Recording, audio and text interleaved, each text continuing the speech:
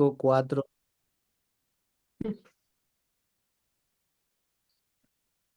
Hola, buenas tardes a todos. Bienvenidos a nuestra sesión 162 del Seminario Interinstitucional de Historia Económica. El día de hoy se presentará el libro Energy Transitions in Latin America, editado por Lira Luz Benítez y Esteban Serrani. Le voy a ceder la palabra a mi colega, la doctora María Cecilia Zuleta, quien va a moderar la sesión. Muchas gracias a todos y bienvenidos. Buenos días, buenas tardes a todos y a todas.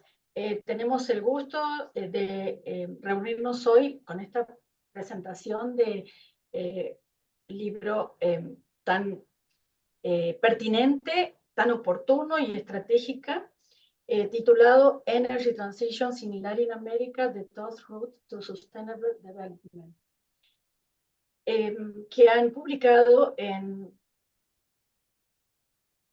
Lira Luz Benítez Lázaro, del Centro Paulista de Estudios de Transición Energética, UNICAM, y Esteban Serrani, UNSAM CONICET, ambos dos son editores.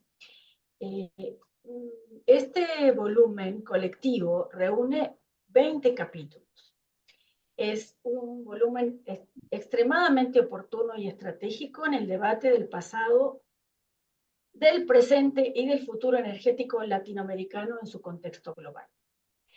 Con un enfoque crítico marcadamente transdisciplinario, pone en cuestión un racimo de inquietudes e interrogantes en torno a la relación presente, pasado y futura de energía, crecimiento, equidad, sostenibilidad ambiental, que nos ha parecido de extrema relevancia para los historiadores económicos. Los coordinadores que han tenido la tarea titánica de organizar un volumen muy bien estructurado en torno a 3 áreas, campos temáticos, trabajan en instituciones actualmente de Sudamérica. Lira Lázaro es investigadora en el Instituto de Energía y Medio Ambiente de la Universidad de Sao Paulo. Tiene un doctorado en Ciencias del Sistema Terrestre del Instituto Nacional de Investigaciones Espaciales y una maestría y doctorado en Integración de América Latina de la Universidad de Sao Paulo. Ha sido investigadora visitante en el Instituto de Energía de Durham y en el Departamento de Antropología de esa misma universidad en el Reino Unido.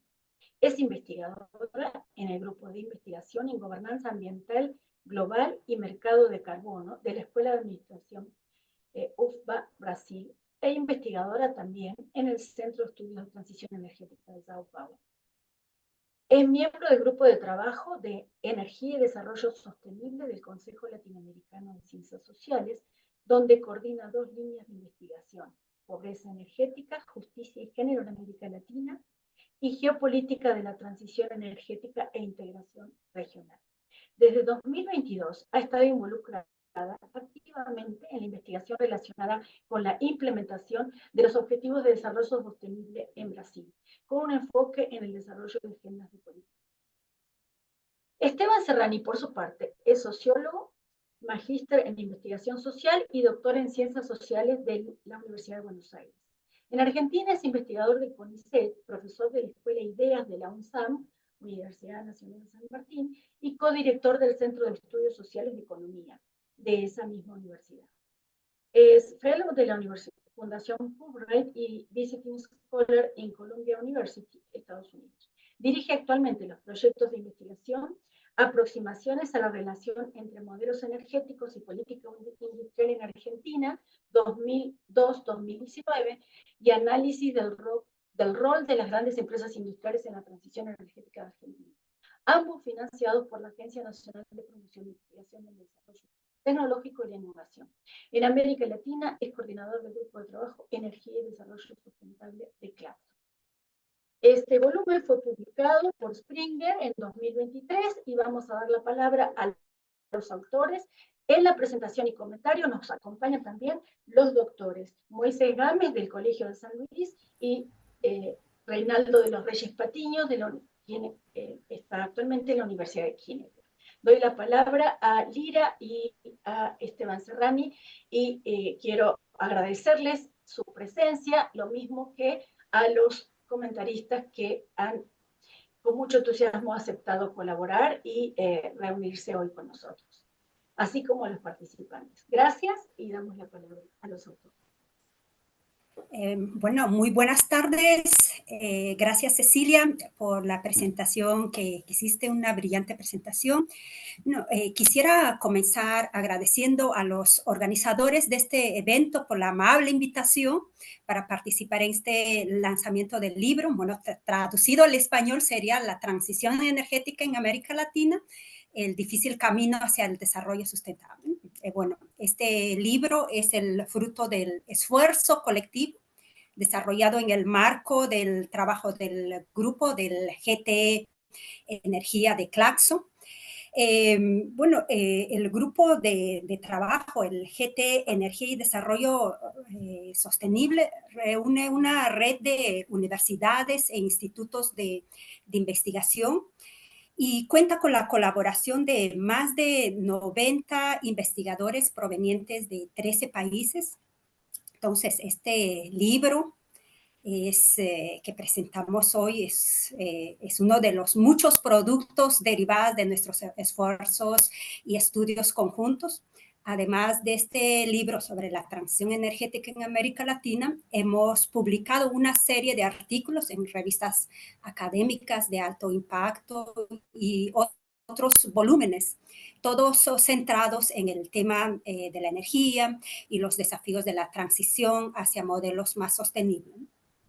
Bueno, nuestro trabajo busca principalmente generar una reflexión profunda y contribuir a los debates actuales sobre el futuro energético en nuestra región en América Latina. Esteban, por favor, ¿puedes pasar? Muy bien. Bueno, uno de nuestros principales motivos que nos impulsionó a embarcarnos en este proyecto de libro fue la necesidad de comprender sobre las transiciones energéticas en América Latina.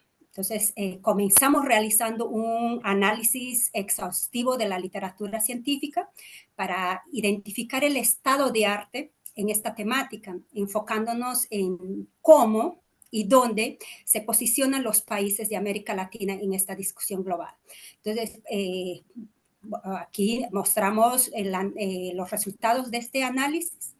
Entonces, en el periodo de 1970 a 2022, cuando comenzamos a emprender duro este trabajo, existían más de 8.600 artículos sobre la transición energética en todo el mundo. De estos, 398 publicaciones, lo que equivale a un poco más del 4%, abordaban específicamente sobre América Latina. Y de estos, una minoría de estos artículos fue escrita por autores de la propia región. Esto nos llevó a destacar destaca una importante brecha de representatividad en la producción científica mundial. Entonces, este diagnóstico también evidenció la urgencia de traer una perspectiva latinoamericana a la discusión global, lo que motivó todo el desarrollo de este libro para contribuir al debate desde y para nuestra región. Esteban, por favor, bueno, en esta figura que es parte de uno de los primeros capítulos del libro, se hace un análisis de la literatura científica aplicando una metodología que se llama el método de modelado de temas. Este proceso nos permitió identificar temas destacados en publicaciones relacionadas con América Latina, revelando tanto en las áreas de mayor atención como los vacíos temáticos que aún necesitan ser estudiados o más explorados. Con esto pudimos resaltar qué temas merecen mayor investigación y atención en futuras investigaciones y contribuyendo a un análisis más preciso y focalizado de la transición energética en los países de América Latina. El siguiente slide, por favor, Esteban. Muy bien. Entonces, el libro analiza de manera profunda y exhaustiva los desafíos y oportunidades asociados con la transición hacia sistemas energéticos sostenibles en América Latina, reconociendo que la transición energética va más allá del simple cambio en los sistemas energéticos, más que también nosotros lo entendemos como algo esencial para abordar el imperativo de garantizar una transición justa y beneficios equitativos para todos, en particular para las poblaciones vulnerables. Entonces, este reconocimiento y este entendimiento de qué es transición energética enfatiza pues, la prioridad de la equidad social, la inclusión a lo largo de un proceso de transiciones energéticas. Y como bien Cecilia mencionó al inicio, pues adoptamos casi en todos los capítulos del libro una perspectiva crítica, multidisciplinar. Así el libro pues, objetiva profundizar en los complejos problemas de la transición energética, explorando tanto las dimensiones sociales, económicas, tecnológicas y políticas más amplias involucradas. El otro slide, por favor, Esteban. Entonces, el libro está dividido en 4 partes. En la primera parte se destaca, hay varios capítulos que destacan la matriz energética en América Latina, los planes nacionales de descarbonización, las implicaciones geopolíticas, climáticas y las barreras tecnológicas.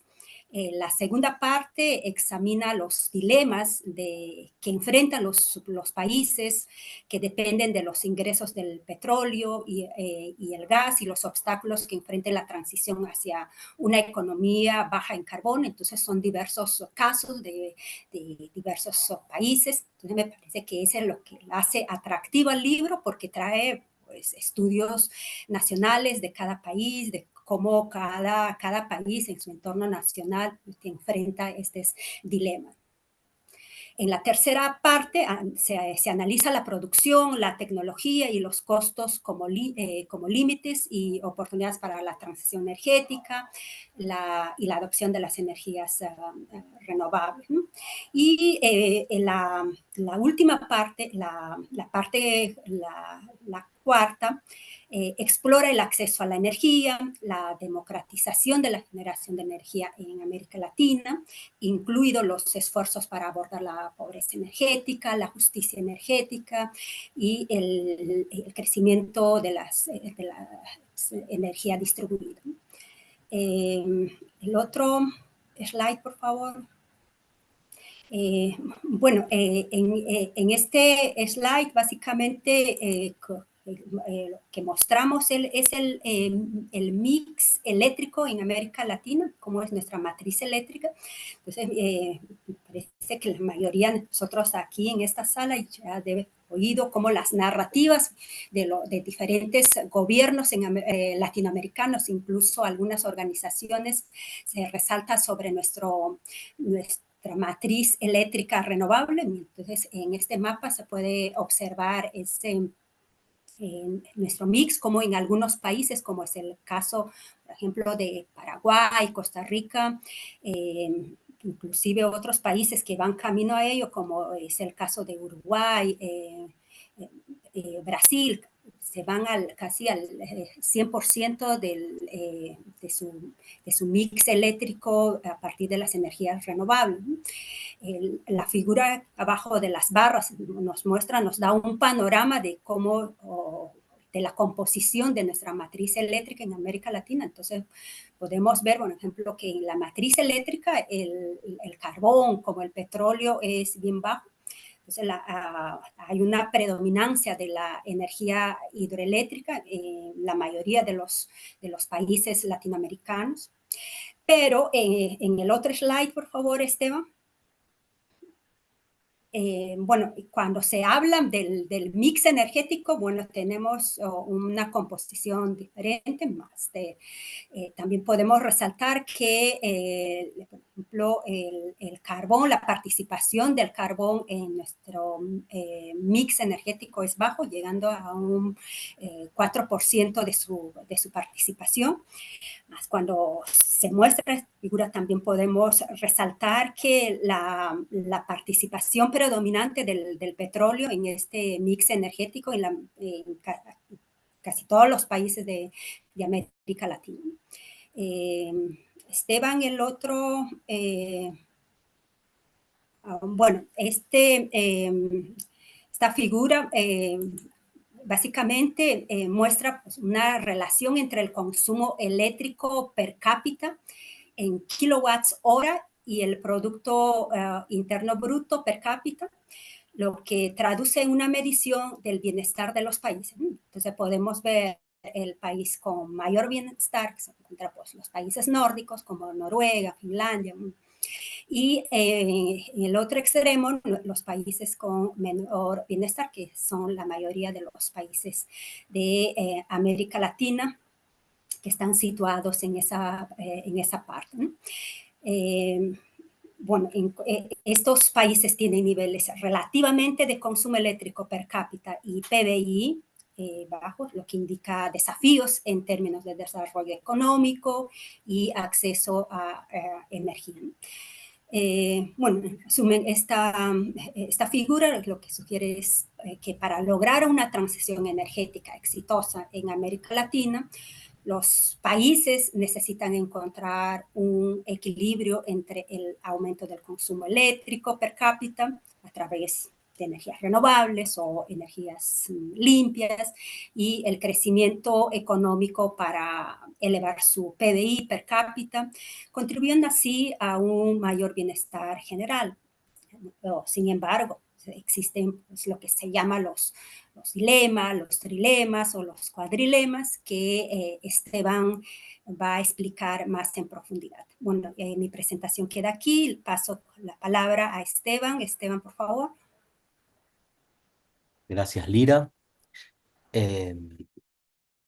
Entonces, nosotros cuando identificábamos las particularidades de la matriz energética de América Latina, y ¿no? Digo, es una matriz que su matriz primaria tiene una baja dependencia del carbón, especialmente cuando se la compara con Asia, tiene una gran penetración de la energía hidroeléctrica y las energías bajas en emisiones, con porcentajes similares a Europa. Y cuando uno se incorpora a la matriz eléctrica, la penetración del carbón, ¿no? Digo, una de las principales discusiones para la transición, especialmente de China y de India, digo, en América Latina es marginal, excepto em, Chile y Colombia, em, pero hay una gran penetración de las energías bajas en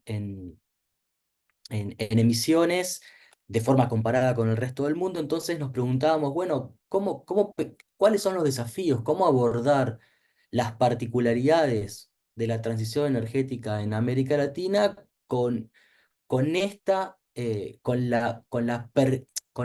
el tipo de matriz eléctrica que, dada la historia económica de la región, supimos conseguir, ¿no? Entonces, cuando abordábamos la problemática energética, cuando empezamos a pensar el libro, en el mundo sucedían un montón de cuestiones, ¿no? Que nos sirvieron de contexto más general para poder interpretar los dilemas y los desafíos de la transición en América Latina. El primero, que cuando empezamos a pensar el libro, digo, se estaba produciendo la cumbre climática de Glasgow 2021, donde había muchas expectativas de crear indicadores más ambiciosos para afrontar la crisis climática, y sin embargo la cumbre no tuvo esos indicadores de mayor fortaleza, ¿no?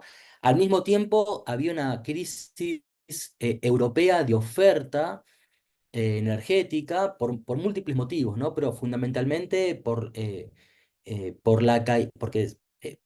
producto del cambio climático había menos viento, la península ibérica produjo mucho menos energía renovable eólica, y eso llevó a un reforzamiento de la necesidad de consumir fósiles para abastecer el consumo el eléctrico europeo, y a eso se sumó la inseguridad energética europea por la invasión de Rusia a Ucrania, ¿no? Digo, y Europa tuvo un conjunto de respuestas a esta crisis de inseguridad energética, y una de esas respuestas es em,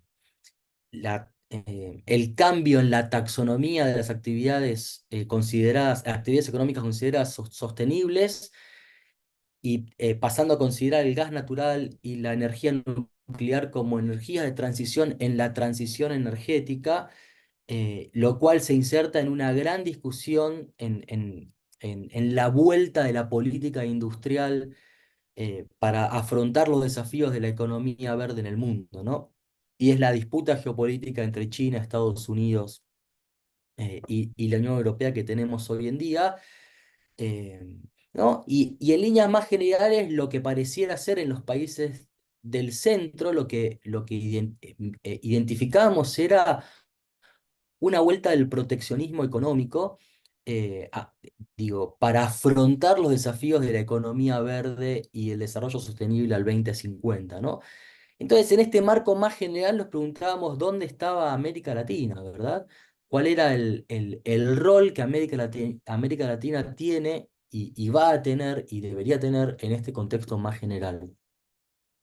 Entonces, para empezar a pensar el libro, eh, partimos de lo que es el trilema energético, ¿no? El trilema energético que asume la necesidad de vincular seguridad, equidad y sostenibilidad energética, ¿no? Digo, un modelo que aspire a que haya abundante energía, que esa energía esté justamente distribuida y que sea sostenible medioambientalmente a largo plazo, ¿no?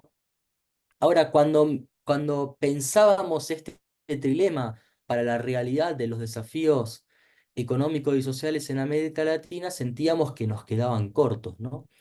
Y por eso propusimos un primer esbozo de definición de transición para pensar estos desafíos, ¿no? Y lo que creemos es que las transiciones energéticas en América Latina deben incorporar el análisis del trilema energético en el marco más general de sus problemas específicos, como ser el bajo crecimiento a largo plazo, la alta participación de las materias primas en su estructura exportadora y las zonas de sacrificio que se organizan en torno a estas actividades.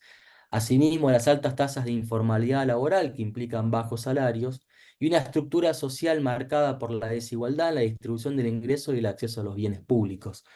Consideramos que la transición debería ser tomada como un vector, como un driver, como una oportunidad para que la transformación económica hacia la sostenibilidad permita solucionar o aportar soluciones a algunos de estos problemas que son tan fundamentales para la región.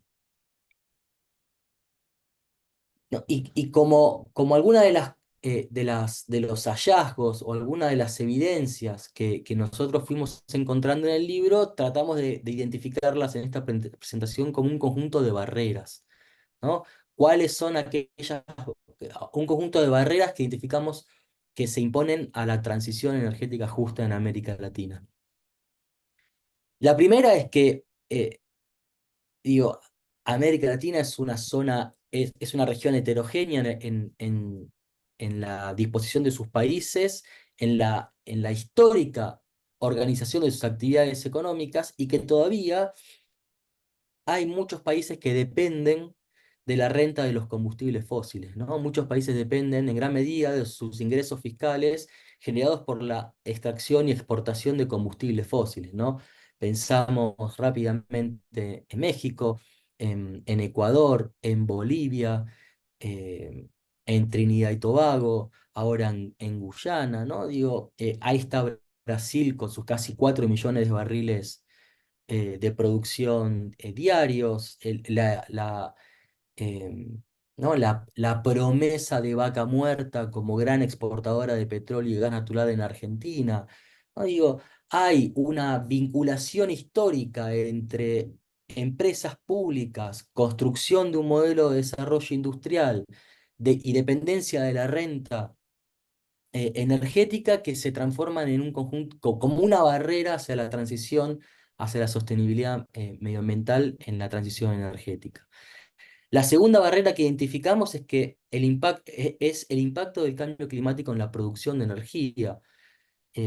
¿No? Digo, la recurrencia de fenómenos climáticos extremos en la producción de energía es una cuestión crítica que evidenciamos en la región, fundamentalmente por la alta dependencia que tienen muchos de nuestros países de la generación de las grandes hidroeléctricas, ¿no?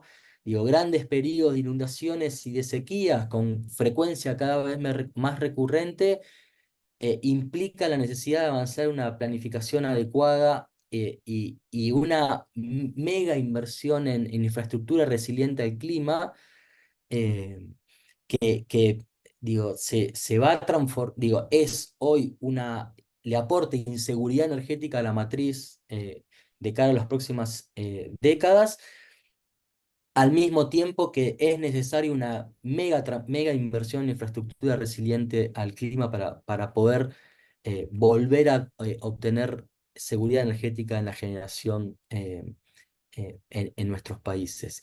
Y esto se vincula a dos otras cuestiones, ¿no? Digo, lo que se ha identificado en el libro, especialmente en el capítulo, en la sección 3 que tiene que ver con cómo se han implementado la incorporación de energías renovables a las matrices eléctricas en la región, ha implicado que la gran mayoría de nuestros países dependen de tecnología importada para sectores críticos como el energético, ¿no? Y esta dependencia puede hacer que la región sea más vulnerable a interrupciones en la cadena de suministro, en dependencias en la carrera tecnológica y en problemas de propiedad intelectual en el futuro.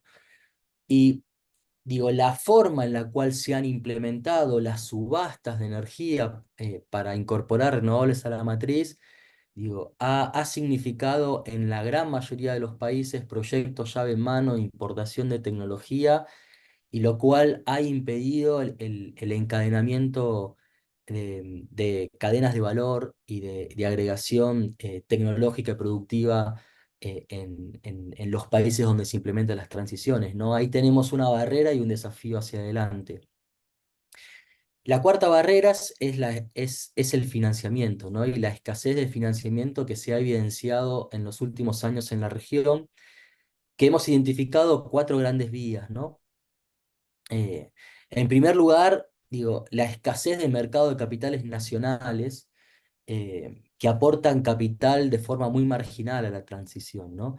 Esto implica la necesidad de incrementar el financiamiento multilateral, que también ha sido escaso, no solo para financiar proyectos de mitigación del cambio climático, sino que especialmente ha sido escaso para afrontar la adaptación de las poblaciones vulnerables a los efectos del cambio climático, ¿no? Y ahí hay todo un desafío.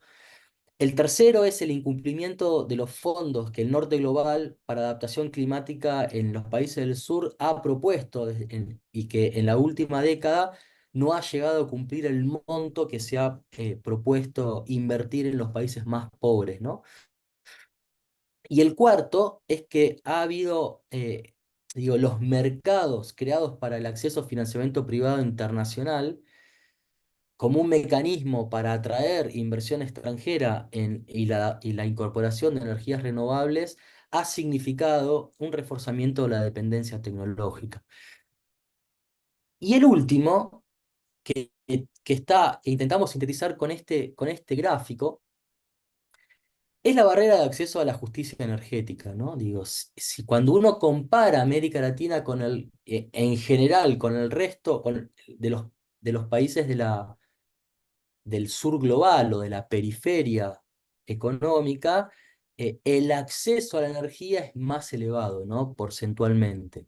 Sin embargo, cuando uno mira en este gráfico, ¿no? Es, bueno, dejemos de tomar a los países en general y tomemos el quintil número 1, ¿no? Que son el quintil de menores ingresos en los distintos países y cómo ha evolucionado el acceso a la energía, ¿no? Digo, el eje horizontal implica porcentaje de acceso a la energía eléctrica para el quintil 1 del año 2001, y el eje vertical es el año 2022, ¿no? La gran mayoría de los países han mejorado en el ingreso, es decir, el quintil 1 tiene más acceso a la energía en el año 2022 que en el año 2001. Sin embargo, todavía hay una gran disparidad, hay una gran injusticia en el acceso para las poblaciones más vulnerables en nuestra región, ¿no?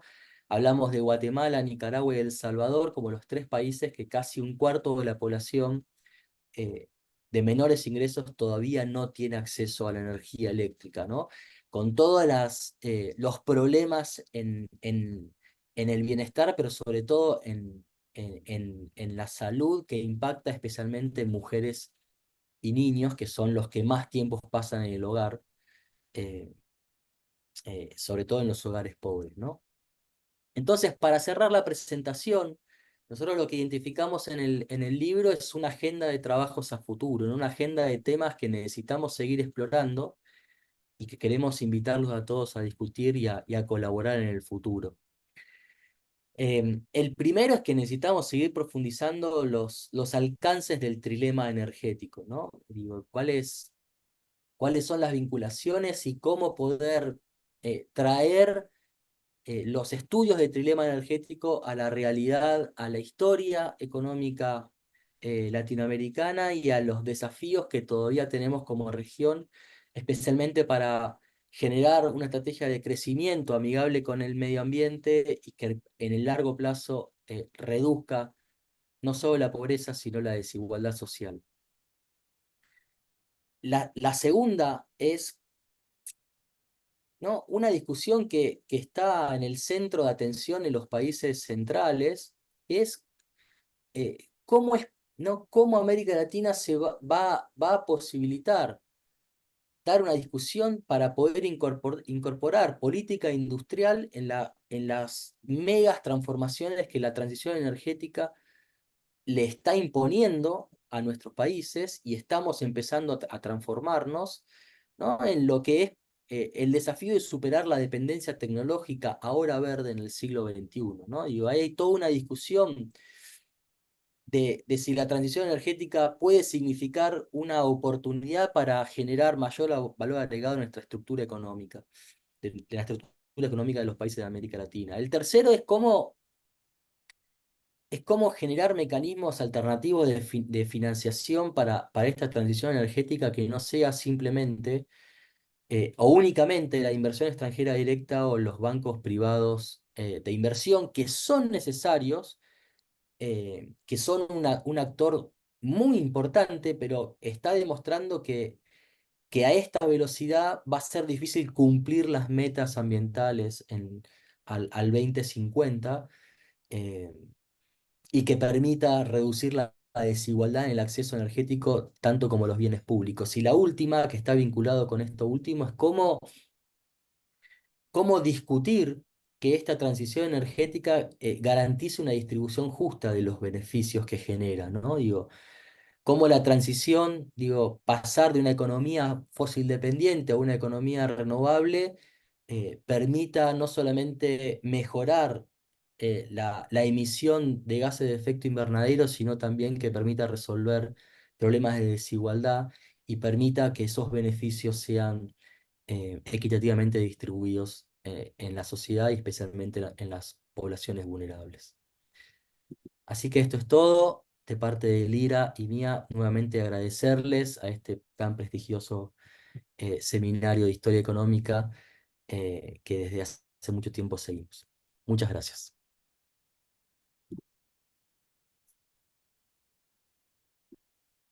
Muchas gracias, Lira y Esteban, por esta presentación que deja tantas inquietudes y abre tantas preguntas. Y Antes de pasar a los comentaristas, quiero agradecer la presencia de algunos autores, como el doctor Reto Bertoni y Nora Fernández, que nos acompañan, también Amelia Kidl, Juan Lázaro, en fin, un grupo de colegas que, Garrido Lepe, del sur, del norte, de Europa, que nos acompañan, también Israel García Solares, en fin, que están preocupados por temas de energía, medio ambiente, tecnología, cambio climático. Vamos a dar la palabra a nuestro comentarista, el doctor Moisés Gámez, quien es doctor en Historia Económica por la Universidad Autónoma de Barcelona, miembro del Sistema Nacional de Investigadores desde 2006, aquí en México. Sus líneas de investigación se vertebran en el campo de la historia económica, con énfasis en la historia de empresas y empresarios, minería, metalurgia, energía eléctrica y bienes de capital. Sus publicaciones, entre sus muchas publicaciones, encontramos el ocaso del porfiriato y el surgimiento de las transnacionales, orígenes de la empresa petrolera en San Luis Potosí y Veracruz en el siglo XX, publicado en 2022. Toyoda de México, Laboratorio Industrial de Bienes de Capital, 1953-1961, 2020. Minería y capital transnacional sobre un territorio en riesgo, 2015. Electricidad, recurso estratégico y actividades productivas, procesos de electrificación en el norte de México de los siglos XIX al XX, publicado en 2013. Ha sido profesor visitante en la Universidad Pompeu Fabra, en la Universidad Santiago de Chile, en el Centro de Estudios Antoine Cambani de Economía e Historia Económica, en l'École d'études, en Ciencias Sociales de París, en el Laboratorio Massipo, entre otros. Gracias, Moisés, por acompañarnos. Damos la palabra. Y buenas tardes, ¿me escuchó bien? Perfecto. Bien, pues quiero agradecer a Cecilia Zuleta por la invitación y por la presentación, también a los coordinadores del seminario y, por supuesto, a los editores por compartirnos este trabajo. Para iniciar, quiero mencionar lo que los editores señalan como objetivo del libro, que es examinar si las acciones y políticas de transición energética implementadas en los países de América Latina promueven de manera integral el desarrollo sostenible, considerando las difíciles relaciones sociales propuestas en el trilema energético, así como las dificultades y particularidades de la región. También considero necesario mencionar la noción de transición energética, que ya Esteban de alguna manera nos ha hecho saber, que unen a los trabajos de acuerdo a los editores. La transición energética actual se distingue por estar guiada por objetivos de desarrollo sostenible. Por ello, no debe entenderse únicamente como un simple reemplazo de fuentes de energía o un avance tecnológico. Es decir, representa un cambio de paradigma que abarca todo el sistema energético, implicando profundas transformaciones en los modos de vida, en la estructura de precios, en las políticas públicas y en los factores sociales que rodean a la energía. Esta transición también conlleva cambios estructurales en la producción y consumo de energía, así como en la reducción de las desigualdades en el acceso a los beneficios y bienestar derivados de las fuentes modernas de energía. Frente a este panorama, es esencial considerar las transiciones energéticas en el contexto de las particularidades históricas y geográficas que han dado forma a las distintas matrices energéticas y el acceso a bienes públicos energéticos. Estas diferencias recalcan la importancia de abordar la transición energética como un proceso multifacético que debe reconocer y atender las desigualdades estructurales. Y frente a este planteamiento como un proceso multifacético que atiende estas desigualdades estructurales, voy a centrar mis comentarios en la parte 3, que versa sobre las transiciones energéticas y las energías renovables, es decir, la matriz de producción, tecnología y costos como límites y oportunidades. Bien, esta tercera parte reúne 6 estudios elaborados por 12 investigadores sobre 4 países, es decir, Argentina, Uruguay, Colombia y Brasil. Ahora bien, en estos comentarios trataremos de recuperar planteamientos y argumentos que de alguna manera tratan algunas problemáticas nodales, así como particularidades de cada uno de los casos. Parto de un ejercicio con base en ciertos criterios de la comparación, es decir, las similitudes y las diferencias. Está organizado en 3 partes. En la primera parte se refiere a la transición energética, recursos y capacidades.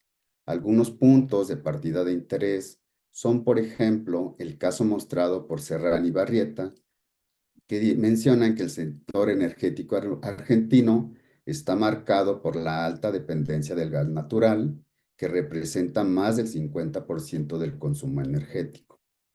Por su parte, Canofoglia menciona que la transición energética en Argentina se enmarca en la necesidad global de reducir las emisiones de carbono, integrando energías renovables como la solar en las estructuras productivas. Esta diversificación energética no es un proceso homogéneo ni lineal, ya que cada región avanza a distintos ritmos según sus características y recursos. Bertón y Messina, de Uruguay, mencionan que Uruguay es considerado un ejemplo exitoso de transición energética, destacándose la incorporación de energías renovables no convencionales como la eólica en su matriz energética. Para Brasil, se dice que ha sido líder en el uso de biocombustibles desde la implementación del Programa Nacional de Alcohol en los años de 1970 y más recientemente con la Política Nacional de Biocombustibles, que busca aumentar la participación de biocombustibles en la matriz energética y reducir las emisiones mediante la creación de créditos de descarbonización. En general, estos análisis hablan que la transición energética en América Latina presenta un escenario donde cada país ha abordado el problema de acuerdo a sus recursos y sus capacidades. Al mismo tiempo, despunta la necesidad de resolver problemas macroeconómicos y la dependencia de recursos fósiles. La producción y uso de biocombustibles formulan problemáticas en su implementación, como las barreras logísticas y la competencia por el uso de tierras agrícolas, así como la maximización de los beneficios ambientales y económicos. De la misma forma, ponen a discusión las ventajas naturales de las diversas regiones de los países para implementar enfoques más equitativos y regionalizados con el fin de impulsar una transición energética sostenible a largo plazo. Punto 2. El papel de los actores.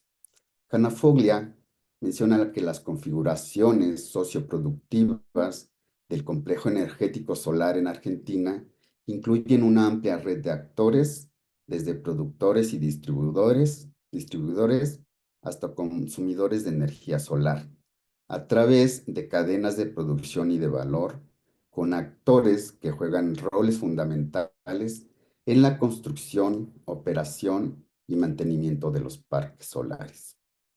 Bertón y Messina sostienen que si bien el Estado mantuvo un rol central en la planificación y regulación, una parte significativa de la capacidad de generación de energía eólica en Uruguay fue desarrollada por el sector eléctrico.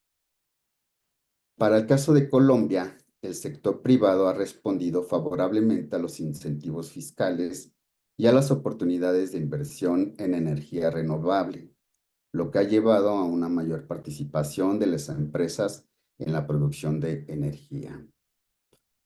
La importancia de los actores intermedios en Brasil es relevante, donde las empresas instaladoras de sistemas solares juegan un papel esencial en la difusión de tecnología.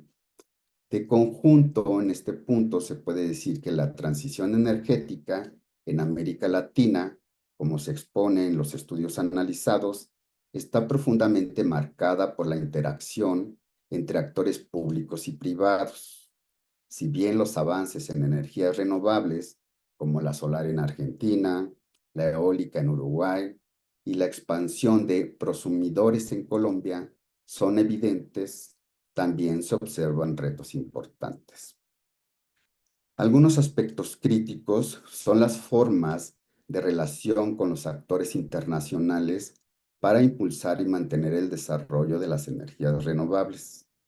El papel del Estado como regulador y facilitador, junto con la inclusión de actores locales en las cadenas de valor, se expone como fundamental para garantizar que los beneficios de la transición no se concentren en manos de unos pocos, sino que sean distribuidos de manera equitativa.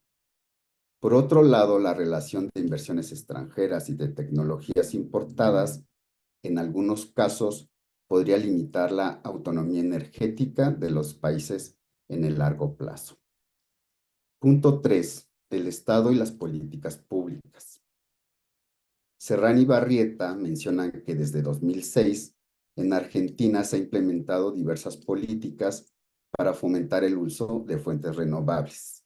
Sin embargo, el impacto ha sido limitado. Canafoglia sostiene que las políticas públicas en Argentina han sido clave para promover el desarrollo de energías renovables que incluyen incentivos fiscales, financiación y promoción de proyectos solares.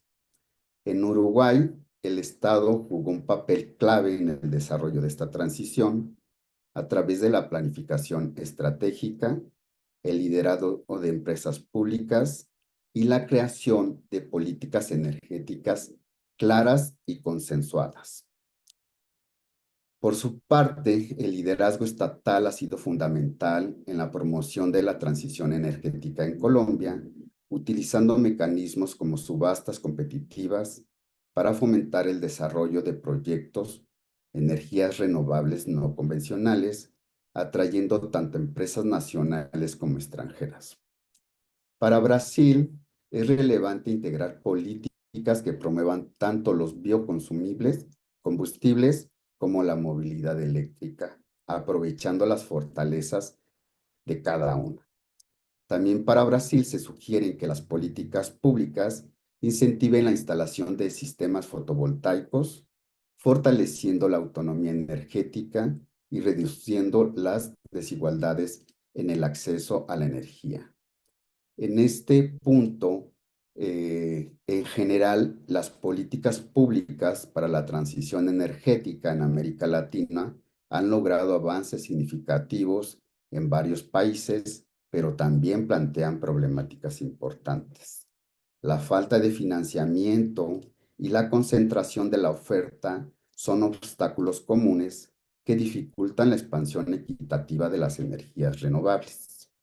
La subordinación de actores internacionales y la necesidad de consensos políticos a largo plazo son puntos relevantes para reflexionar sobre el impacto de las políticas. Desde la perspectiva mostrada en algunos trabajos, los ejemplos de Uruguay y Brasil muestran que con la planificación adecuada y el liderazgo estatal es posible construir una matriz energética más diversificada y sostenible. Punto 4. Agendas y problemáticas.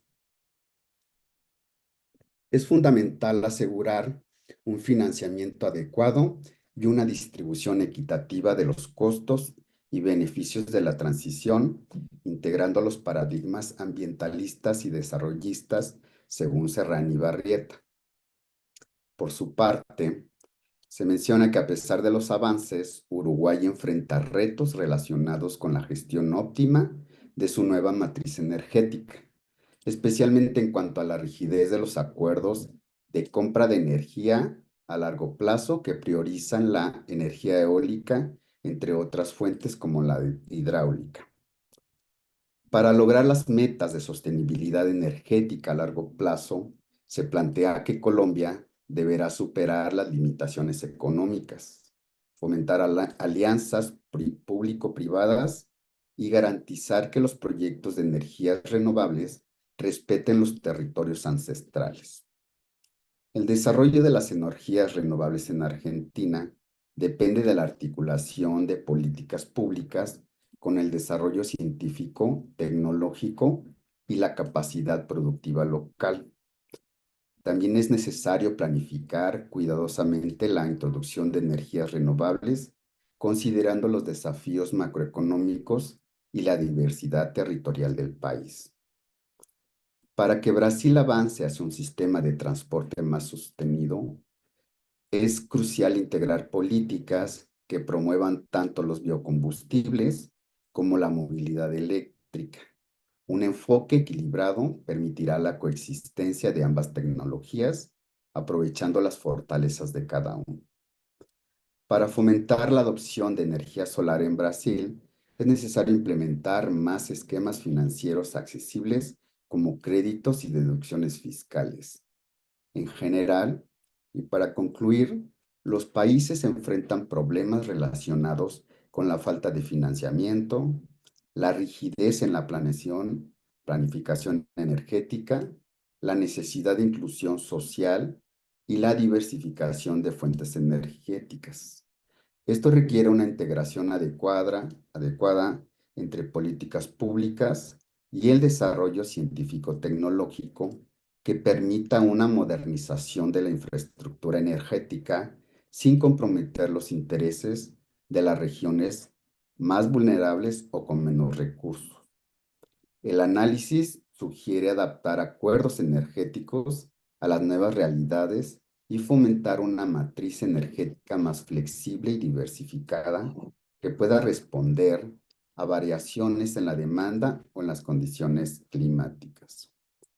Termino con la consideración que hacen los editores sobre que el futuro de la transición energética global, incluso en América Latina, depende de que las legislaturas nacionales gestionen la seguridad energética, la equidad energética y la sostenibilidad. Las transiciones energéticas sostenibles también requieren la formulación de políticas efectivas para promover el logro de los objetivos de desarrollo sostenible. Serían mis comentarios. Muchas gracias. Muchas gracias, Moisés, por tan detenido comentario y vamos a pasar al otro comentarista para después abrir la sesión de preguntas y debates. Muchas gracias. Voy a presentar al doctor Reinaldo de los Reyes Patiño, quien es actualmente investigador postdoctoral en la Universidad de Ginebra, donde colabora en el proyecto Anthropo-South, Latin American Oil Revolution in the Development Century. Es doctor en Historia por el Colegio de México, maestro en Estudios Regionales por el Instituto Mora y licenciado en Historia por la Universidad Autónoma de Nuevo León.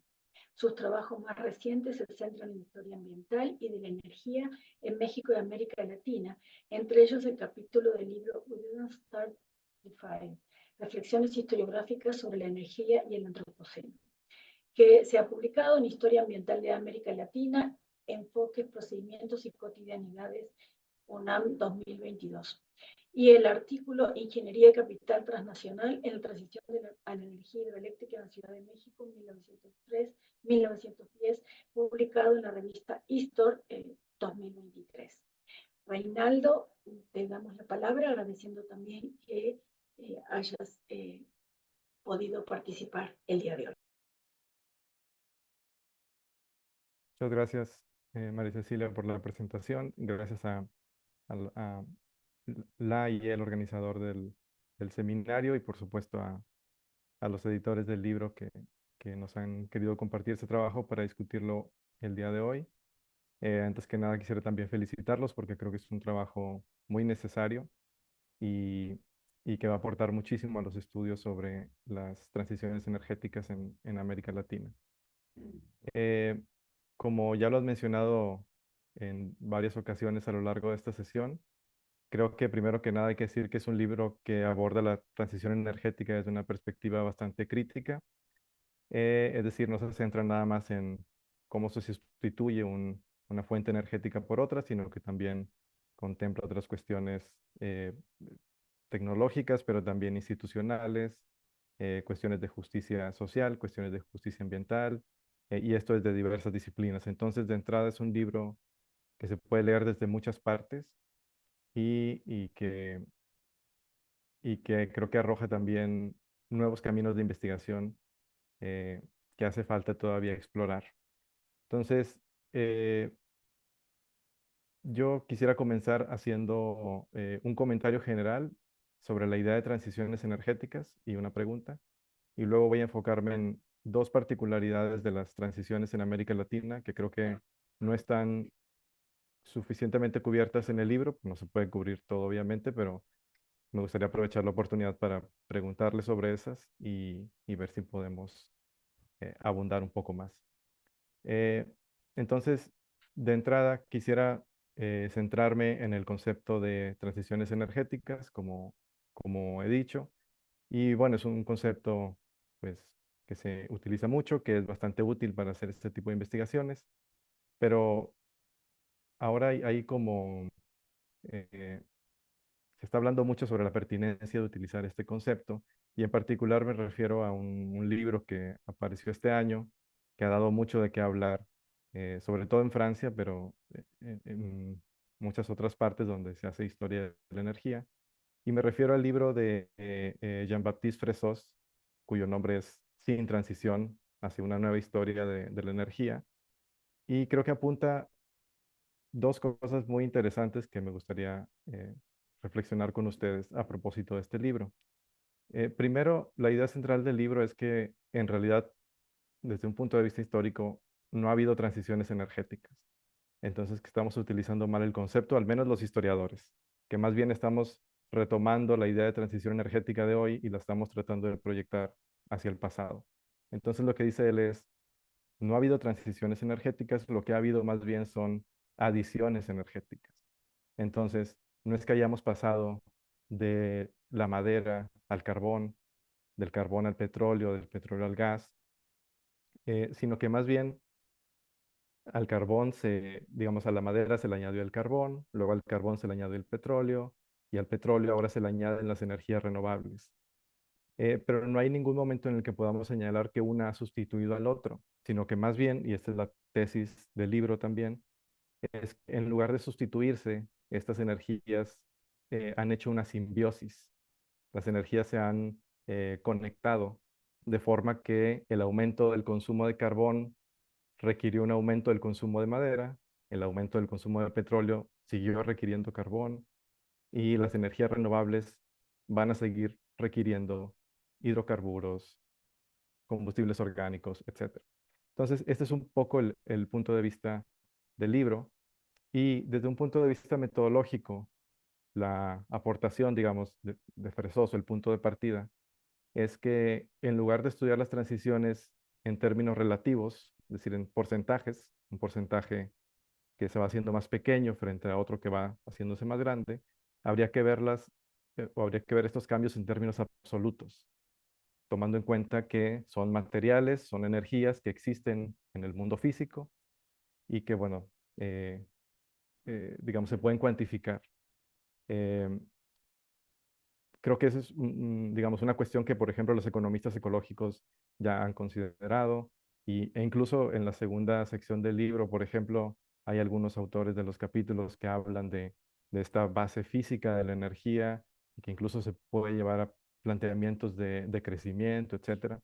Entonces, me gustaría como primera pregunta general, digamos, que quisiera hacerles es cuál es su consideración respecto a esta idea de transición energética, y si cambiaría un poco su acercamiento si consideráramos en términos absolutos qué tanto ha evolucionado el mix energético latinoamericano. Eh, bueno, eso sería como un primer planteamiento muy general. Y ahora quisiera centrarme en otros dos puntos que tienen que ver más bien con esas peculiaridades de América Latina. Y ustedes ya las señalaron en un inicio, digamos, siempre se suele decir, primero, que el carbón no jugó un papel muy relevante en, en las transiciones energéticas o en la evolución energética de América Latina. y también que la energía hidroeléctrica ha jugado un papel fundamental y preponderante. Digamos que tiene un protagonismo muy interesante, a pesar de que pues, hay ciertos inconvenientes relacionados a inconvenientes socioambientales que tienen que ver con desplazamiento de poblaciones, en fin, ya hicieron referencia ustedes también, pero también que hacia un futuro el cambio climático, las sequías, etcétera, pueden provocar ciertos riesgos si siguiéramos aumentando nuestra dependencia de las energías hidroeléctricas. Entonces, eso me parece muy interesante, pero algo que me llamó mucho más la atención al momento de leer el libro es que el gran sustento del mix energético, no el eléctrico, sino el energético, digamos, las fuentes de energía primaria de la región siguen dependiendo enormemente de los hidrocarburos. Si el momento de ver toda la composición de las energías primarias, el gas y el petróleo siguen teniendo una preponderancia muy importante. Entonces me, me llama mucho la atención y creo que se puede reflexionar un poco más sobre cómo ha logrado penetrar el petróleo sobre todo, pero también el gas, en todas las demás estructuras de la economía latinoamericana. O digamos, lo que Fresós diría, cómo se dio esa simbiosis entre el petróleo y las demás energías y cómo se han ido complementando. Eh, Creo que hay algunos capítulos que dan pistas sobre ello y en particular se señala que uno de los grandes consumidores en casi todos los países, el consumidor más grande de hidrocarburos sigue siendo el sector transporte, que es una cosa también muy interesante, sobre todo gasolina para el transporte eh, automotor, el transporte público, por ejemplo, pero también diésel en el transporte de carga. Entonces aquí hay varias cosas interesantes, ¿no? Por ejemplo, se señala por ahí que en los casos de Venezuela, Ecuador, pero también México, hay políticas de subsidios que mantienen eh,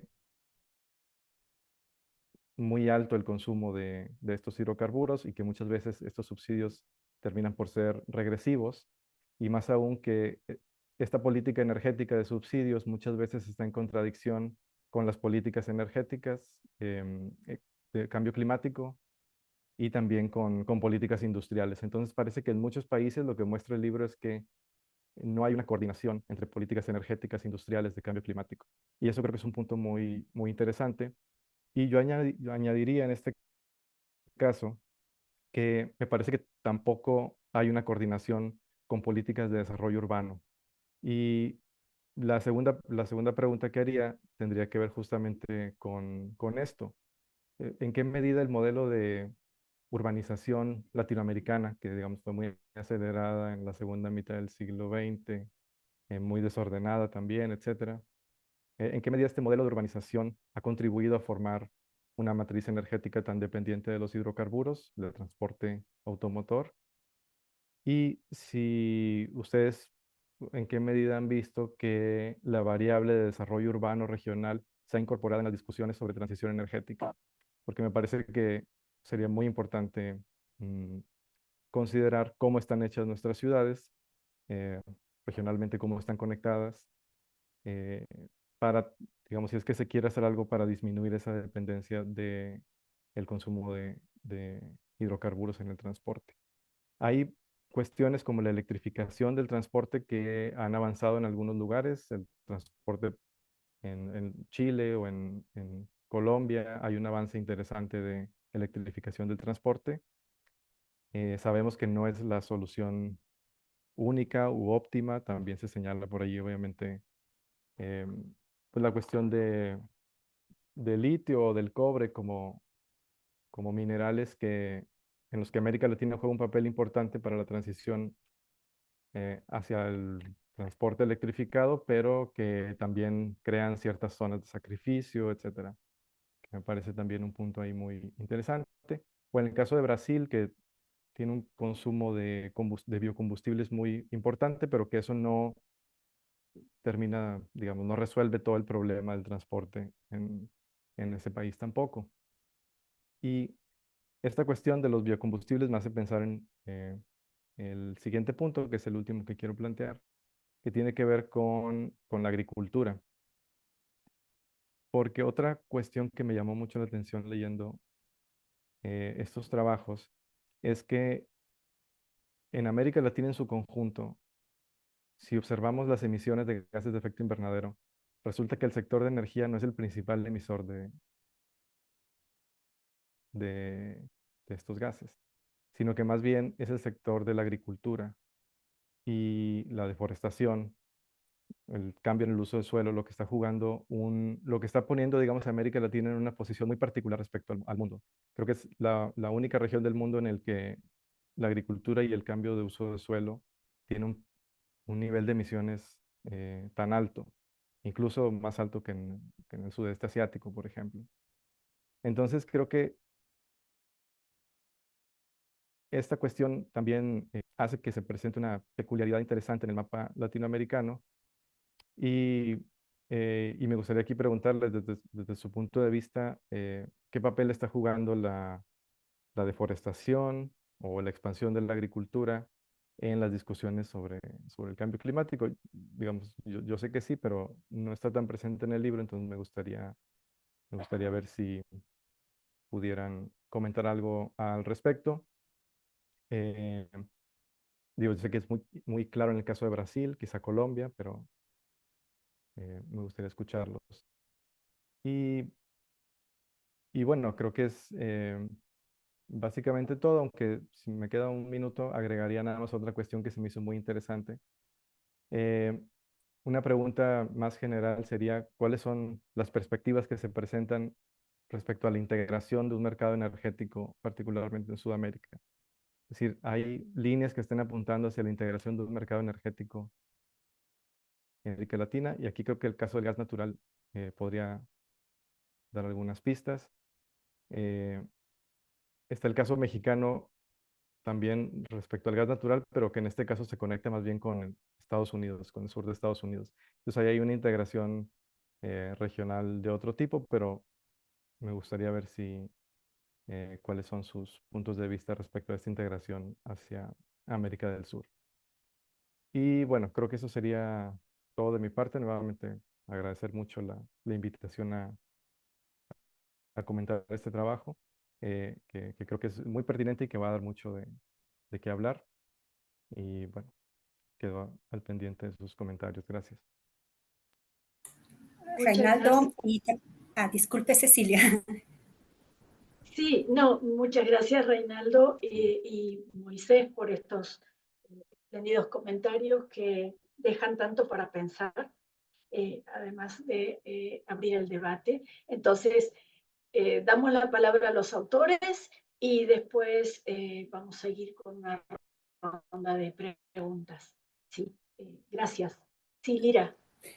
Bueno, agradecer a los colegas comentaristas y a las cuestiones que levantó Reinaldo, muy interesantes y pertinentes. Parece que en este contexto de la discusión sobre las transiciones energéticas, inclusive uno de los puntos que él levantó sobre si existe, hay o no transición energética o apenas es una adición o una diversificación de la matriz energética, es un punto que particularmente aquí en el Brasil, en el ámbito de mi grupo de investigación, hemos discutido, inclusive hemos publicado artículos desde esa mirada. Entonces los datos y toda la historia de la matriz energética nos muestran y que realmente aún no tenemos una transición energética verdadera. Les cuento del caso del Brasil, si bien es cierto que Brasil tiene una matriz energética mix y tiene una participación creciente de los biocombustibles, especialmente para disminuir las reducciones de las emisiones en el sector de los transportes. Sin embargo, cuando se analizan los datos, en un periodo que va del 70 a la actualidad, 2023, 2024, vemos, si bien es cierto, hubo una disminución del uso de los combustibles fósiles. Sin embargo, llegamos a la conclusión de que realmente aún no existe una transición energética verdadera. Lo que hubo es un fenómeno que nosotros lo llamamos como la diversificación de la matriz energética, ¿no? Entonces, yo comparto esa crítica que Reinaldo levantó sobre, bueno, que si existe o no existe esa transición. Me parece que utilizamos, por lo menos en el libro que organizamos, lo utilizamos el término de transición energética para mostrar una reflexión y un llamado a acción y para ver en el estado en que los países de América Latina nos encontramos, ¿no? Inclusive los datos analizados a nivel de América Latina, cuando se observa los países latinoamericanos, lo que vemos, por ejemplo, también en ese periodo de 1960 hasta la actualidad, vemos de alguna manera que hubo esa transición que se podría llamar, o esa diversificación en la matriz, tanto eléctrica como energética, ¿no? Las propias figuras que mostré cuando hice mi presentación, vemos que es saltante ver la diversificación de la matriz energética y eléctrica, muchos países caminando hacia la adopción de otras fuentes energéticas, ¿no? Me parece que es una discusión muy rica que no se agota con la publicación del libro, que merece otros estudios, inclusive sobre la dependencia única de apenas una fuente energética, ¿no? Entonces, en mi grupo lo que nosotros discutimos aquí en el Brasil es también relacionado con la seguridad energética, ¿no? Hasta qué punto un país apenas puede depender de una fuente energética, ¿no? Entonces, lo que estamos bastante a favor de esa diversificación de la matriz energética. Bueno, otro de los puntos que Reinaldo levantaba era sobre la urbanización, el crecimiento de la población y una creciente, el crecimiento de las ciudades, de los centros urbanos, y las proyecciones son claras. Se espera que para el 2050 9 billones de personas estén viviendo, que exista 9 billones de personas, de los cuales en América Latina se proyecta es que la mayoría de la población, llegando a un 80%, estará viviendo pues, en los centros urbanos. Entonces, lo que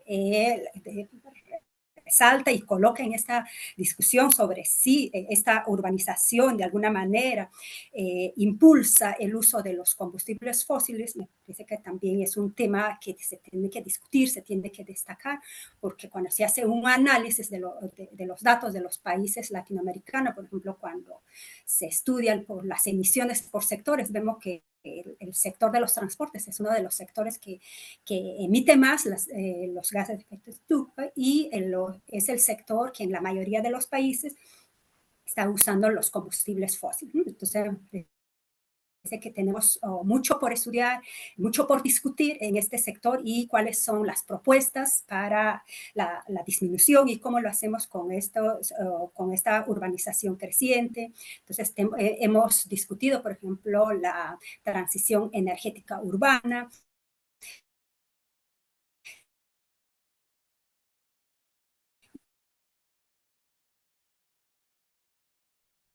Parece que se le interrumpió la señal, ¿verdad? Ah, ahí está. Es la panacea, nos trae.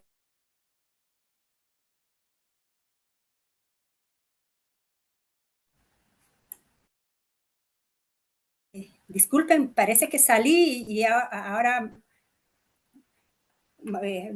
bueno, continúo con algunos levantamientos que hizo, que Reinaldo colocó sobre uno de los puntos sobre las propuestas de una integración energética regional. Bueno, parece que voy a promover el libro que estamos trabajando y esperamos que hasta el final del año sea publicado, que es sobre la geopolítica de la transición energética en América Latina y la integración regional. Entonces, discutimos en el libro diversos casos de acuerdos en los blocos, tanto desde el norte, aquí en la parte de América del Sur. Entonces, diferentes acuerdos, entendimientos entre los gobiernos y las oportunidades y los desafíos en esta integración. Entonces, teniendo en cuenta las nuevas energías, se podría decir, como por ejemplo el hidrógeno verde, el gas, entonces que son casos que hemos estudiado en este libro, que prontamente se la haremos llegar y me parece será pertinente discutirlos todos esos desafíos y las oportunidades que trae consigo. Muchas gracias. Esteban, por favor, si tú quieres complementar esta discusión. Sí, bueno, muchas gracias a Moisés y a Reinaldo por su atenta lectura y por invitarnos a seguir pensando. Yo voy a unir ¿no? los comentarios en dos o tres ideas, que es para seguir discutiendo, ¿no? ¿No? En primer lugar, como ponemos en el libro, ¿no? Es un libro de política energética, ¿no? Que dialoga eh, con con la gobernanza global del cambio climático. Y también intenta generar un diálogo con la vasta tradición de la ecología política en Argentina, ¿no? Digo, y con todas las discusiones sobre los impactos territoriales de energía, etcétera, etcétera. Pero es un libro que se centra en, en cómo está haciendo América Latina para adentrarse en la imposición de esta agenda global climática que tiene un componente central en la transición energética, ¿no? Es el primer punto. Y ahí, digo, el texto de Fresós que Reinaldo nos trae eh, es provocador, pero creo que en el fondo todos los que hemos leído digo, las discusiones centrales de la ecología política en América Latina no nos sorprenden, ¿no? Digo, la discusión sobre la transición, eh, digo, si es una transición o es una adición de energías, tiene años en América Latina, me parece, pero es una discusión válida, ¿no? Yo lo que agrego es em, que por primera vez en el mundo hay un llamamiento global a transformarse, ¿no? Que eso me parece que es la gran discusión, ¿no? Eh, digo, la incorporación, vamos a decirlo así, la incorporación de nuevas fuentes energéticas en nuestras matrices por primera vez está impuesto desde el centro hacia el norte y desde las políticas públicas, ¿no? Digo, cuando uno piensa en la transformación del carbón al petróleo o del petróleo incluso al gas natural, y el inicio de la incorporación de renovables en la década del 70, que es cuando todo esto arranca, digo, no había una gobernanza institucional global que estuviera presionando para que esto sucediera. Y por primera vez eso está sucediendo. Entonces, ahí lo que me parece que por primera vez está sucediendo es una articulación entre los desafíos globales, las políticas públicas y el sector energético que se ponen en el centro de la escena para discutir una nueva agenda, que es una nueva agenda climática. Que, dicho sea de paso, hoy el actual presidente de Argentina de Naciones Unidas ha decidido no firmar y negarla. ¿No? Bueno, porque el futuro, no hay riesgos climáticos en el futuro al horizonte en Argentina y en el mundo, entonces no tenemos esos desafíos. Entonces me parece que es una discusión válida, eh, pero muchas veces, digo, los grandes pincelazos de la historia no nos permiten adentrarnos en ciertas particularidades que sí están sucediendo. Entonces, eh, y lo segundo, ¿no? Digo, por primera vez en la historia hay más inversión en renovables que en fósiles. Por primera vez la nueva generación eléctrica que se está poniendo es energía baja en emisiones que en energía fósil. Por primera vez los bancos europeos están poniendo muchas trabas para financiar proyectos fósiles. Entonces hay muchas señales de que esto está sucediendo. El tema es que lleva un siglo, ¿no? Entonces, si uno cree que esto va a tardar 30, 40 años, me parece que uno digo, pierde la perspectiva del largo plazo primero, pero también de las especificidades que se van dando. Lo segundo que Reinaldo traía para discutir o para charlar era, bueno, eh, eh, la relación entre matriz primaria y dependencia fósil, ¿no? Que eso es cierto y a nosotros nos parecía muy importante resaltarlo en el libro, o sea, es un punto que discutimos poco, ¿no? Cuando adoptamos las agendas del norte, pareciera ser que el mundo ya no consume hidrocarburos, ¿no? Digo, que todo es renovable, que vamos a transformar un parque de 1.000 millones de autos o movilidad fósil en el mundo en 20 años, ¿no? Digo que esos grandes dilemas se van a transformar así de rápido, ¿no? Y a mí lo que me parece muy pertinente en este seminario de historia económica es discutir las particularidades de América Latina y sus revoluciones industriales, ¿no? Digo, América Latina está ausente en la primera revolución industrial. Razón por la cual a mí y América Latina se inserta con su modelo agroexportador en la segunda revolución industrial, que es la revolución donde hay un pasaje muy claro del carbón al petróleo, ¿no? Y cuando uno estudia las transformaciones de las alianzas geopolíticas, a la salida de la Primera Guerra Mundial de América Latina eh, pasando de Inglaterra a Estados Unidos, ¿no? Como uno de los principales abastecedores de energía, y ahí también logra entender, el pasaje del carbón al petróleo, ¿no? O la baja incidencia del carbón, producto de la marginal participación en la primera revolución industrial de América Latina, la revolución del carbón y por qué entra más tarde a los hidrocarburos, ¿no? Especialmente los fósiles. Em, ¿No? Y no es casualidad que aquellos países donde aún hay eh, una participación, aunque no sumamente sustantiva, pero sí considerable de carbón, es en los países andinos, ¿no? Que hay una tradición muy fuerte entre minería y combustión de carbón para la generación eléctrica, ¿no? Es el caso de Colombia especialmente, el caso de Chile, ¿no? Em, entonces, ¿no? Y también, ¿por qué tenemos mucho petróleo? Bueno, y ahí también es la vinculación que algo que ponemos nosotros para discutir, especialmente con los autores del norte, ¿no? La importancia que tienen las grandes petroleras nacionales en la discusión, uno, del territorio, dos, del modelo de industrialización, tres, del proteccionismo económico y las políticas públicas, ¿no? Eh, Tanto es así, no hace falta decirla en este seminario la importancia que tiene PDVSA en Venezuela, Pemex en México, Petrobras en Bolivia, YPF en Argentina y PFB en Bolivia, ¿no? Hay una relación muy simbiótica entre industrialización tardía, grandes petroleras estatales y el petróleo como un combustible que significaba la búsqueda de la soberanía nacional, ¿no? Entonces, y que eso es muy difícil de desarraigar, ¿no?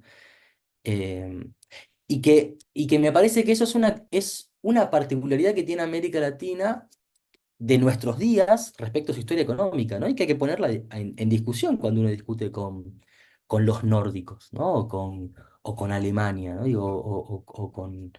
O con franceses, ¿no? Y lo último que digo con esto, eh, esta particularidad entre América Latina y su industrialización acelerada, las políticas públicas, las grandes petroleras, coincide con un momento de transformación energética del mundo que es la energía nuclear y las grandes hidroeléctricas en los 50 y los 80, ¿no? Son las últimas grandes obras de infraestructura energética en América Latina, prácticamente se hicieron en ese periodo.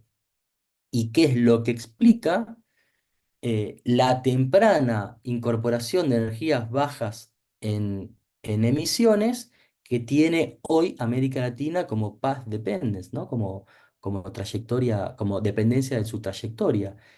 Bueno, mucho para discutir, pero lo pongo solamente como para considerar, porque más que pertinente seminario de historia económica, pero es como que nosotros sentíamos que necesitábamos poner estas cosas en el libro para decir, América Latina tiene muchos déficits, tiene muchos problemas, pero también tiene una historia, ¿no? Que es necesario conocer, ¿no? Desconocer la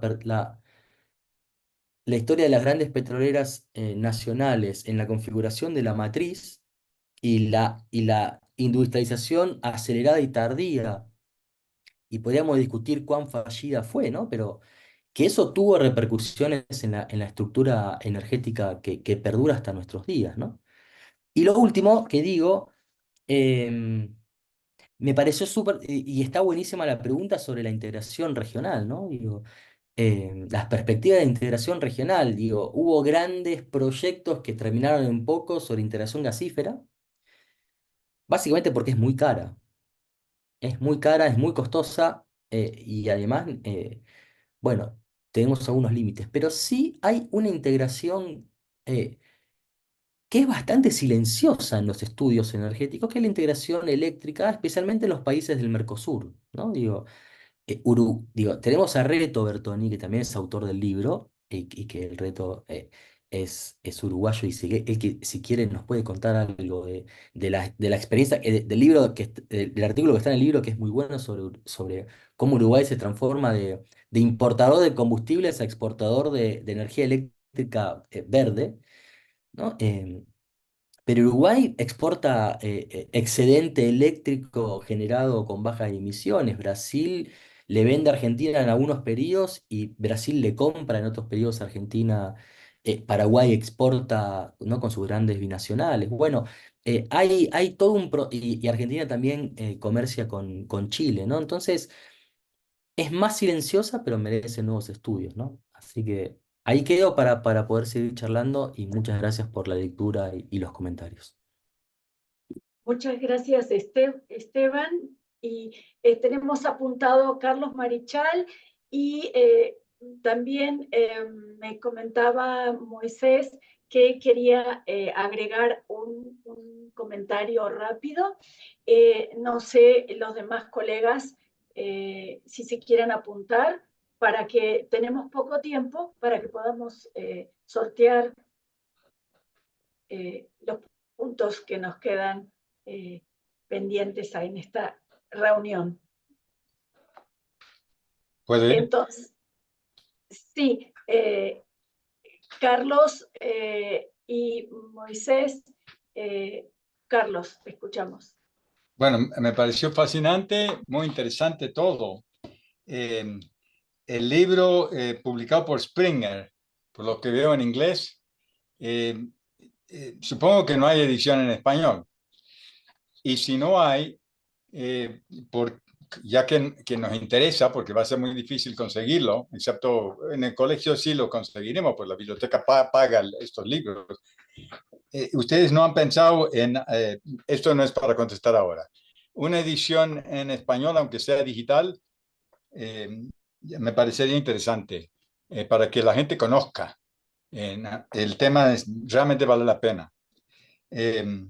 Y en ese sentido, alentar trabajos sobre sitios web que tengan este tipo de información. En el caso de energía, lo que ustedes trabajan es urgente. Quizás tienen ya una página web que tiene toda la información. En cuanto a historia que mencionó Serrani, pues yo trabajé Puentes para la Historia del Petróleo. Se hizo una página, nadie quiere apoyarlo desde el punto de vista de Pemex o alguna empresa o alguna entidad. Ahí sigue, habrá que ver si se puede renovar, pero a mí me da la impresión de que hay que trabajar la parte digital, y esa página yo la quiero heredar, pero ya veremos si alguien se interesa para ponerla en otro lugar o junto con otros materiales. Se necesita material digital. La gente joven está viendo esto. No van a leer el Springer, lo van a ver en línea. Entonces, yo les recomiendo. Luego, muy interesante todo. Las presentaciones de Lira y de Esteban y los comentarios.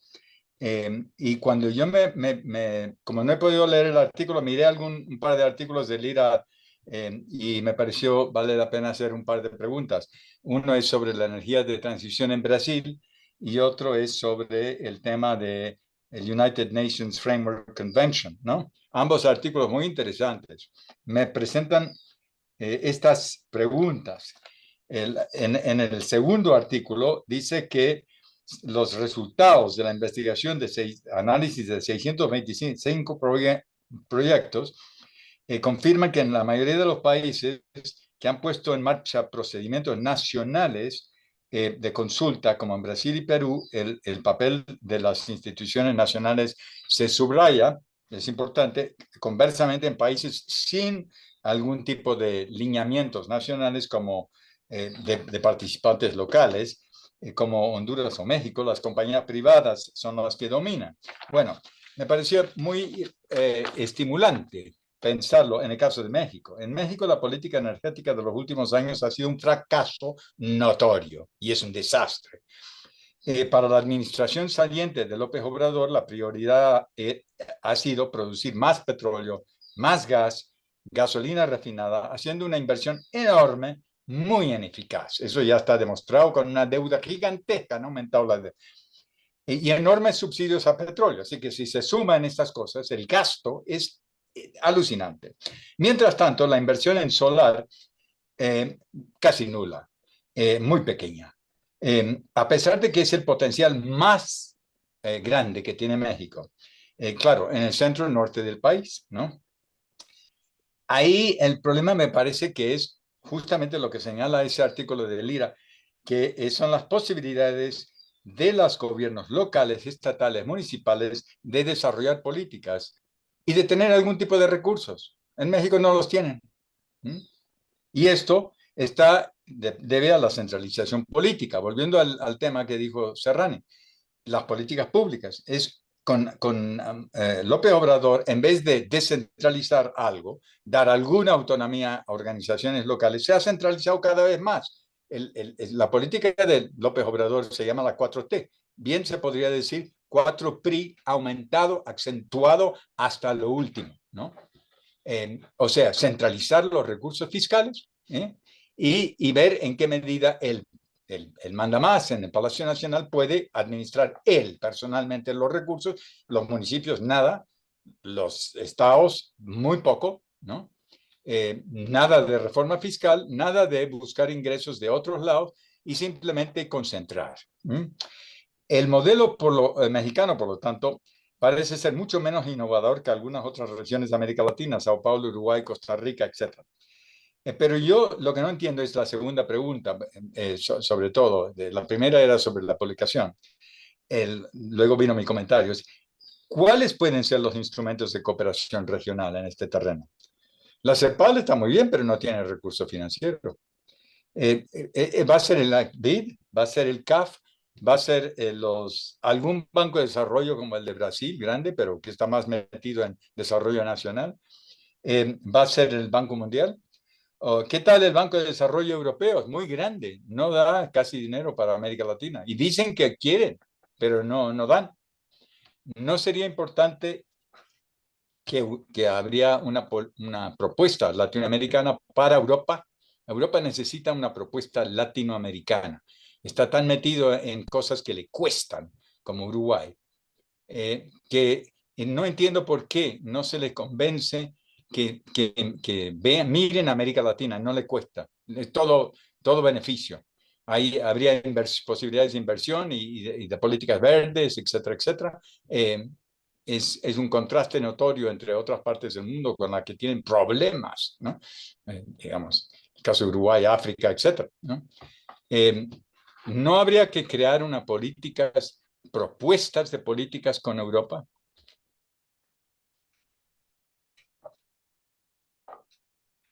Gracias, Carlos, por tus comentarios retadores, ¿sí? Y le doy la palabra brevemente a Moisés, que tenía un apunte a partir del debate para presentarnos.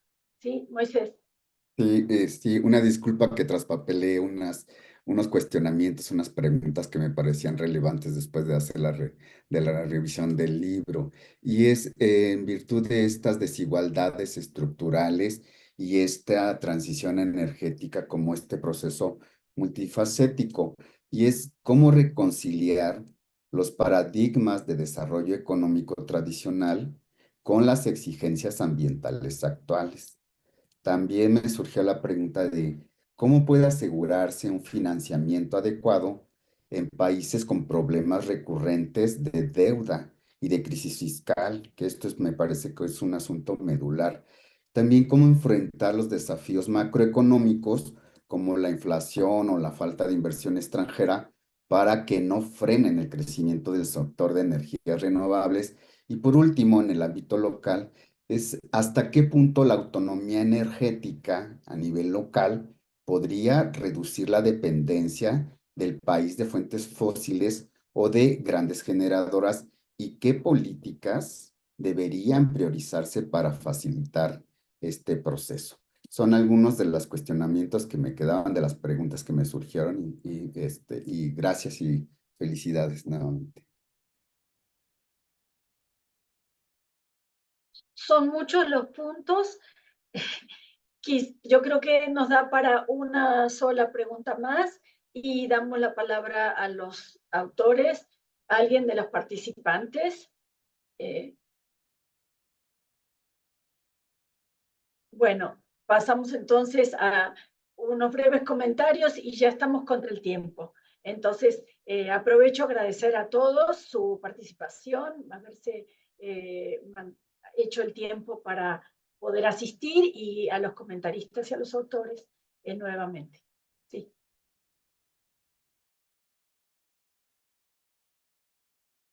Bueno, ¿puedo comenzar? Brevemente, ya que estamos corriendo contra el tiempo, bueno, fue interesante, gracias Carlos por levantar sobre la edición en español. Entonces, nosotros cuando publicamos esta versión en inglés, ¿no? Como ya lo hemos presentado desde el inicio de esta charla, será mostrar todo el trabajo que se viene haciendo a partir de América Latina para un público mayor. Sin embargo, nuestra preocupación también es compartir este estudio, esta reflexión para un público latinoamericano de habla hispana y de portuguesa, que es el caso del Brasil. Entonces, estamos en conversaciones con Esteban y con los autores del libro de hacer un pequeño resumen para la edición tanto en español y en portugués. Entonces, pues, haremos un gran esfuerzo y espero futuramente estemos también lanzando estas versiones para que sea más accesible a nuestro público latinoamericano. Sobre el tema brevemente sobre el tema de la integración energética regional, bueno, y también sobre los datos de las inversiones extranjeras que se están inyectando y que los países latinoamericanos están recibiendo, más enfocado en las energías renovables, dichos modernas. Bueno, nos da un panorama y una mirada del interés tanto global cuando se trabaja especialmente este tema de la geopolítica de la transición energética. Entonces, me parece que nuestro libro que está en prelog, que futuramente lanzaremos, también va a ser muy rico para discutirse más. En este tema lo que estamos discutiendo brevemente son desafíos que nos lleva a esta integración energética. Y me parece que los casos latinoamericanos de América del Sur ya nos muestran, ¿no? Por ejemplo, tenemos entre los desafíos, podemos mencionar una falta de armonización regulatoria. Entonces, como cada país tiene su regulación, todo el manejo de sus políticas públicas bien diferente. Entonces, uno de los desafíos que anotamos, inclusive que estamos con un proyecto en conjunto con los colegas de Argentina, de Uruguay, Paraguay, es, por ejemplo, un trabajo en este sentido sobre los desafíos tanto regulatorios, políticos, económicos. Otro de los desafíos que notamos y que merece ser destacados es la infraestructura insuficiente para que exista esta integración energética regional. Otro de los desafíos son los intereses nacionales. Me parece que es muy rico, por ejemplo, cuando se estudia el caso del litio, de los países del Triángulo del Litio, cómo sus conflictos históricos se colocan en la mesa como desafíos, posiblemente más que oportunidades. Los otros son los factores políticos y económicos, la falta de coordinación, principalmente en términos políticos, las ideologías. Con el Brasil, por ejemplo, está el gobierno de la derecha, en Argentina es de la izquierda o viceversa. Entonces, son desafíos que necesitamos superar cuando estudiamos justamente este tema de la integración regional, de la integración económica regional, y me parece que es un tema que se tiene que conversar bastante, se tiene que discutir bastante en torno de toda esta geopolítica, ¿no? De la transición energética de América Latina, y cómo América Latina, cómo los países de América Latina pues, se inserta en toda esa preocupación de la energética global, o una región rica en recursos naturales, como mencioné, por ejemplo, el litio, ahora el hidrógeno verde y los otros recursos para las energías renovables. Esteban, ¿quieres complementar un poco más? Bueno, es una respuesta así bien breve. Soy consciente que necesitamos mucho tiempo para poder aprofundar y discutir todas estas preguntas muy, muy valiosas y brillantes. Sí, muy breve. Primero, muchas gracias, Carlos, por tu comentario y sí, deberíamos pensar más activamente la posibilidad de poder traducir este libro en el formato acotado, como estuvimos charlando con Liro, quizás de alguna otra forma completo, pero sí, creo que eso vale la pena pensarlo. ¿Quién va a financiar la transición? ¿No? Es la gran discusión. ¿Quién va a financiar o la adición de nueva energía? Bueno, no hay respuesta hoy para eso en América Latina. Es una gran interrogante. Si Europa necesita una propuesta de América Latina, sí, sería bueno que haya escucha. Creo que los europeos, especialmente Alemania, está dispuesto a escuchar alguna propuesta sobre hidrógeno verde y tienen muchas expectativas en transicionar hacia el hidrógeno verde para las próximas 2 o 3 décadas, así que América Latina seguramente pueda ser exportador de hidrógeno o en alguno de sus formatos industriales de transformación, y ahí viene toda una discusión de cómo América Latina se va a volver a insertar en estas cadenas de valor. Y ahí viene la discusión, ¿no? Que era algo que vincula la pregunta de Carlos con el comentario, pregunta de Moisés, ¿no? Que es, bueno, la relación entre el desarrollo económico histórico, las ideas de desarrollo económico histórico, ¿no? Que uno podría graficar en una chimenea humeante, ¿no? La nueva regulación ambiental eh, que se ha impuesto en el mundo, digo, en virtud de la crisis climática. Y nosotros lo que intentamos poner en el libro es, bueno, eh, la guerra comercial que Estados Unidos ha iniciado contra China, que ya lleva prácticamente, bueno, más de 5, 6, 7 años, a la cual se ha sumado Europa, ¿no? Especialmente, digo, es lo que hicieron durante el siglo XIX, que es una agresiva política de aranceles a la importación tecnológica para romper la competencia, ¿no? Y es lo que está sucediendo con los autos eléctricos chinos. En Estados Unidos hay aranceles arriba del 50%, y hace 3 meses Europa le acaba de poner aranceles diferenciados por marcas, pero que van del 17 al 37% para los autos eléctricos importados de China, ¿no? Digo, y hay toda una discusión de vuelta sobre dumping, sobre política industrial, sobre subsidios, etcétera, sobre comercio internacional, pero que está abierto, ¿no? Y lo que nosotros decimos es, ¿cuáles son las discusiones que tiene América Latina? ¿Cómo se va a insertar en estas discusiones, ¿no? Porque la discusión no es solamente ambiental, o sea, la crisis, lo que decimos en el libro es la crisis eh, climática, que es cierta y está ahí, está produciendo en los países desarrollados quién va a liderar las tecnologías y la producción de los bienes para esa revolución verde que está ahí. Digo, y la discusión es, la pregunta es cómo, qué tiene para decir América Latina en estas cuestiones, ¿no? Y si es que simplemente es una política de reducción de emisiones, lo cual es deseable y es necesario, o eso va a ir acompañado de la posibilidad de poder generar producción y empleo local, ¿no? Digo, en las cadenas en las cadenas de la economía verde. Entonces, el libro también es una apuesta política en la discusión en el norte, en el idioma del norte, que es el inglés, de estas grandes preguntas, ¿no? Y lo que Moisés traía a lo último es muy real, ¿no? El problema del financiamiento está atado a economías inestables, por un lado, y por otro lado, para las economías estables, macroeconómicamente estables, son economías que no tienen un mercado de capitales ni el desarrollo empresarial necesario para afrontar estas transiciones. Entonces, y ahí viene la discusión, es simplemente proyecto en mano. Digo, entonces, cuando son proyectos en mano, ya sabemos que hay una gran dependencia del financiamiento externo y los vaivenes del financiamiento externo.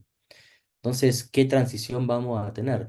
Y lo último es, hay un capítulo, el capítulo de Argentina, hace una propuesta que es, la ausencia de financiamiento es real, especialmente para los países más vulnerables. Digo, y por ahí hay que pensar, digo, cómo captar renta para utilizar la renta de los recursos naturales para generar fondos que permitan, digo, transicionar hacia una economía baja en emisiones, ¿no? Digo, y ahí hay toda una discusión que se necesita poder político, se necesita capacidad y autonomía relativa del Estado frente a los grandes capitales, pero me parece que es una oportunidad para pensar, digo, en qué se debería usar la renta de los recursos naturales que se van a seguir explotando y cómo derivarlos estratégicamente hacia transformaciones que genere, digo, efectos para reducir el cambio climático y el calentamiento global. Entonces me parece que las grandes discusiones van por ahí, deberíamos seguir trabajando en esa línea. Gracias. Bueno, gracias, muchísimas gracias a los autores, a los comentaristas, a los participantes, por darnos, a los historiadores económicos que estamos aquí congregados en México, una valiosa, muy, muy valiosa oportunidad para reflexionar hacia atrás y hacia adelante. Creo que estos diálogos deben continuar.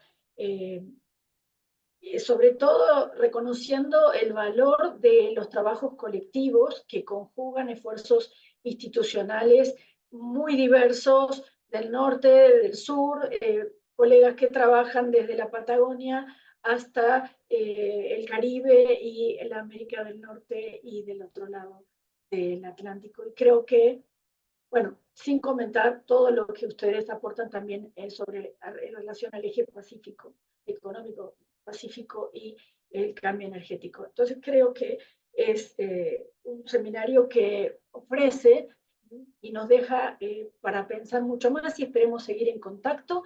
Agradezco muchísimo a todos los participantes que han estado aquí y nos han acompañado y esperamos seguir contando con sus participaciones, Lira y Esteban, cuando tengan los próximos productos de estos proyectos tan importantes para todos nosotros. Y gracias a los organizadores, coordinadores del seminario, Carlos Becerril y Liana Quintanar. Colegas, con esto los despido, nos despedimos. Muchísimas gracias. Muchas gracias, que estén muy bien. Muchas gracias. Hasta la próxima. Los invitamos a nuestra siguiente sesión donde hablaremos de otro libro, ahora de las alcabalas en la Ciudad de México, de Rodrigo Córdoba, el jueves 24 de octubre. Que tengan buena tarde. Muchas gracias a todos. Hasta luego.